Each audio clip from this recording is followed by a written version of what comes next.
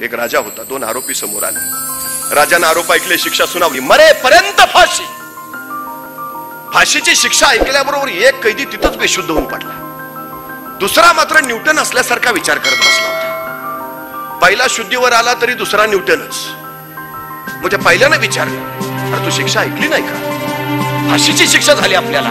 मला ऐकली ना, मग तुला भीती नाही वाटत? भीतीचं सोड. गेले वर्षभर माझा उठणारा घोडा तयार करायचा प्रयोग चालला. प्रयोग अंतिम टप्प्यात आहे. आता काही दिवसात माझा घोडा आकाशात उडेलच. पण नेमकी फाशीची शिक्षा झाली. आता माझ्या प्रयोगाचं काय होणार त्याची मला काळजी आहे. ते फाशीचं सोड. त्यांनी विचारलं, उडणारा घोडा कधी उडतो का? हे सांगतोय ना, प्रयोग अंतिम टप्प्यात आहे. आता काही दिवसात घोडा आकाशात उडेल. त्यांची ही चर्चा राजानं ऐकली. राजा म्हटला, काय काय काय काय काय म्हटला? उडणारा घोडा कधी उडतो का? अरे काय सांगतो? तसा कैदी म्हटला, महाराज मरणारा माणूस खोटा नाही बोलत.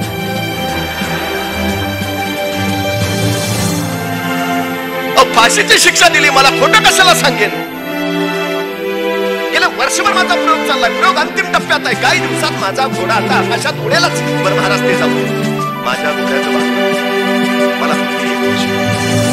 या 1 वर्षात मी तुमच्या घोड्याला आकाशात उडायला शिकवू शकतो. राजा म्हणतात, नाही उडवलं.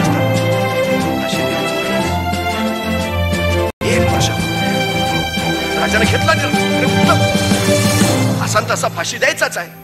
पण दिलं वर्ष याला आणि लागलाच आपला घोडा आकाशात उडायला, तर आपण या जगात एकमेव ज्याच्याकडे उडणारा घोडा आहे. राजा म्हणला, ठीक आहे, चल दिलं वर्ष तुला. त्याला वर्ष मिळालं. पण पहिला कैदी परत विचारतोय, घोडा खरंच उडतो? तो म्हणला, घोडा उडतोय कधी?